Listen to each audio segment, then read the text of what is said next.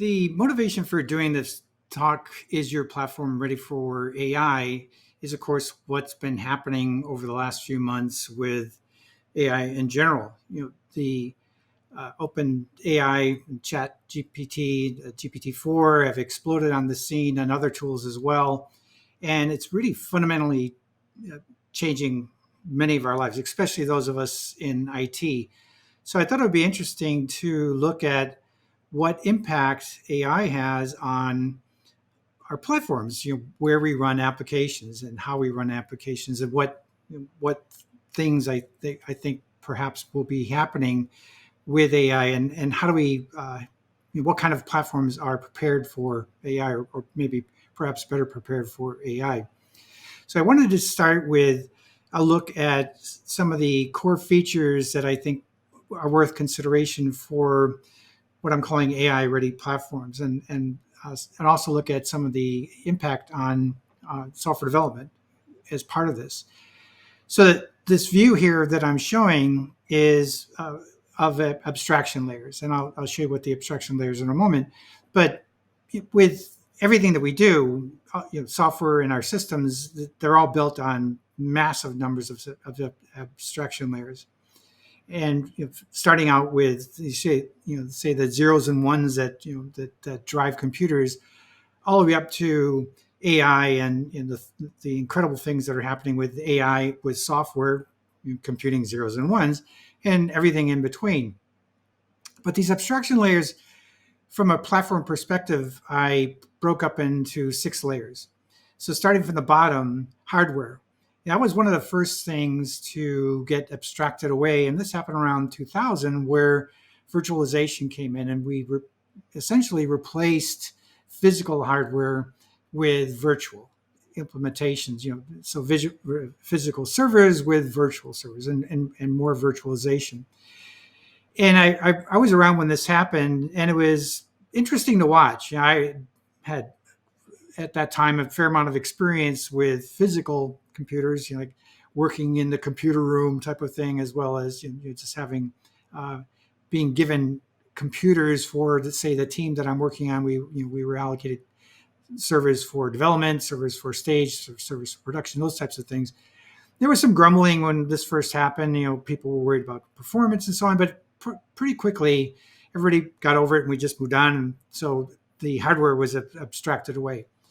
But we still had the challenges of deploying applications to these virtual machines, because for all intents and purposes they look like real machines. And the challenge there for deploying applications was there's variations in the deployment targets. The variations in the operating system versions, variations in libraries, variations in the configuration of servers, and it just made the deployment process more complicated.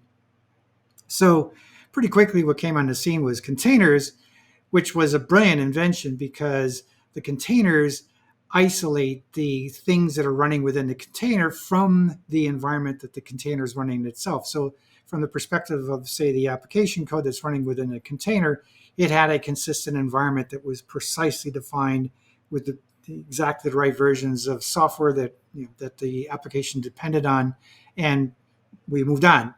But then we started running lots of containers, and people started looking for ways to manage those containers. And pretty quickly after that, along comes Kubernetes, which was a massive improvement, where it provides an abstraction layer for managing containers across a wide span of underlying infrastructure capacity. So much CPU capacity, so much memory capacity, storage capacity, networking, all those things. This was just a genius invention for managing applications. And in fact, I kind of consider the platform architectural evolution to be in 3 epochs. There's the epoch of pre-Kubernetes. How did we manage our infrastructure and run things in our infrastructure before Kubernetes? Then there's Kubernetes, the Kubernetes epoch. How do we do things in Kubernetes? And we're firmly into that. We're years into this Kubernetes epoch right now. And then The third one is Post-Kubernetes, and we're starting to enter that. And what I mean by that is that Kubernetes itself is abstracted away. And more solutions like this are starting to show up, platform types of solutions. Now, another abstraction layer or set of abstraction layers that applications are dependent on, of course, are databases and other services. So databases for storing and retrieving our data, and other services like message buses for moving our data in a distributed system environment. And even there, what's starting to happen is that these things are being abstracted away as well. And this is kind of the serverless way of doing things. That is, we're abstracting away complexity to simplify deploying, running, scaling, isolating failures, those types of things from the application code, and just making it much less complex to do this. And this is where the AI part comes in, is that with these lower complexity environments, when we start to partner humans with their AI coding assistants, you just get that much more power, that much more efficiency in the overall process, because the actual process of developing applications has been simplified considerably as well. So our landscape is starting to change, and I think AI is going to accelerate that. So what are some of the benefits of this type of an approach? Well, I think by having these high abstraction platforms, we're getting to the point where it's providing a way for us to reduce the complexity of the code that we have to develop to create applications. And what I mean again by that is things like simplifying and the things that developers have to do in when they're executing or implementing code. Another example here is that because of this kind of reduced complexity and simplification, it makes things like this even easier. Here's an example that I did recently with GPT-4, where I essentially trained it on some code. So I entered a prompt where I said the following Java source code is for a shopping cart entity. This is basically a microservice. And then at the very end, I said, please respond with OK that you understand. And it came back and said, OK. And then I said, here's another source file that's for a view of the data that was created by the shopping cart entity. And this is an event-driven type of an application. It's using an approach called CQRS, which is Command Query Responsibility Segregation, where one piece of the code is handling the writes, the creation of data, and another piece of code is handling the querying and the reading piece of data. And this is what I'm setting up here. Then I gave it a third source file, and I said, now this is the source file for a stock order entity, a stock order microservice. And then finally, I asked it, please create a view for the stock order entity. And the GPT-4 wrote the code for me. Again, this process is simplified because this code is simplified. It's not complex. It doesn't have a lot of things that it has to do to talk to databases, talk to message buses, things like that. And it just kind of accelerates the entire process even more than it was already accelerated by having a simplified environment. So this app that I'm developing is kind of I'm a developer advocate, and I get to write fun demo apps. And this one is an app that generates lots of orders in a kind of an e-commerce type of a demo. And it's a reasonably interesting application. It's composed of 13 microservices, and it's all event-driven and those types of things. But it's built using simple components. I talked about two, entities and views. There's a third component called actions. But if you look at this diagram, those are the three shapes that are on this diagram, and those represent pieces of software that are written in Java, in this case, to build this system. So it's a simple system to build, simplified because it's on a high abstraction platform, which is significantly bootstrapped and accelerated by using AI coding assistance. So what are the challenges with adopting AI? And I think the biggest thing is getting people to change. As I mentioned, I'm a developer advocate, and I've been doing this for quite a while now, about 7 years.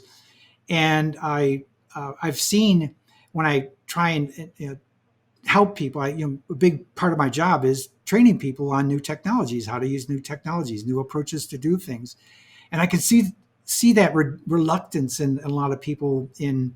They're carrying a lot of baggage, basically, and it's hard for us to let go of things that we know deeply and understand well and go into brand new territories.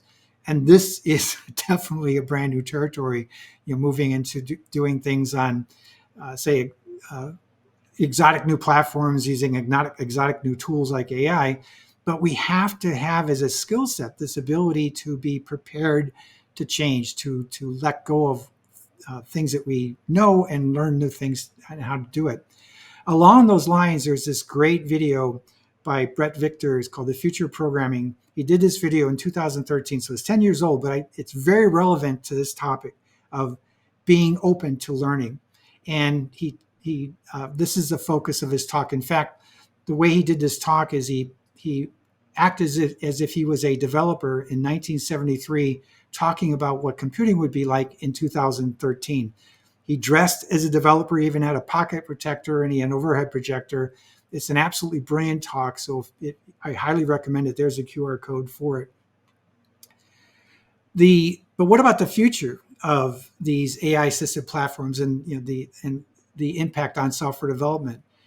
Well, I think this is what's really important. Our platforms have to evolve, and I think they will be evolving very quickly into these higher abstraction platforms. And what I mean by that is abstracting even higher levels than where many of us are at, say, with Kubernetes. Of course, many people aren't even at the Kubernetes level yet, but you have these highly abstract platforms. I've been using one myself for over a year now, and they're out there, and there's more appearing all the time. So this is more than serverless; it's everythingless. And what I mean by that is, they say serverless. Well, there's still servers. Of course, there's still servers, but as a developer for operations, we don't have to deal with those things. For databases, we don't have to deal with those things. They're abstracted away. Of course, we're still persisting data. Message brokers, they're still there. We have to still do messaging. I'm talking about, in my case, event-driven systems. And what this allows us to do is really focus on feature-focused development. And when you really think about it, every one of us in IT, we're here to pump out features. The goal of the entire organization, all of us, is to assist in the development of applications that create features that we put into production to enable users of our systems to do things with them that help the people that are paying us to build these systems make money. That's essentially it. And I think that a thing to consider is that the further you are away from the direct involvement with feature-focused development, the more likely some of these big changes that are coming are going to impact you. I'm not saying that I don't think anybody's immune to the changes that are coming. Everybody in IT, I think we're going to be impacted. But the further you are away from feature-focused development, the more likely you're going to be in for some really big changes. And another thing I think, and this is just something that I've been thinking about, is that things like considering AI prompts as a new source code. We're all excited about using AI to generate code, but maybe the new source code is the actual prompts themselves, and maybe there's prompt languages that will come out, things like that. So I don't know. I think that a lot of things are going to be happening here. They're already happening very quickly, but in terms of affecting how our platforms work, how we use our platforms, what kind of platforms we have, and so on, I think things are moving fast. I want to leave you with two things. If there's this quote, the literate of the 21st century will not be those who cannot read and write, but those who cannot learn, unlearn, and relearn. I think this is a critical skill. And then the other one is that I also, this was more recent, AI will not replace you, but people using AI will. So thank you so much for listening to this talk. By the way, the platform that I was talking about that I've been using for a while that has this high abstraction is called Calyx.io. But thank you again for your time, and I really appreciate it.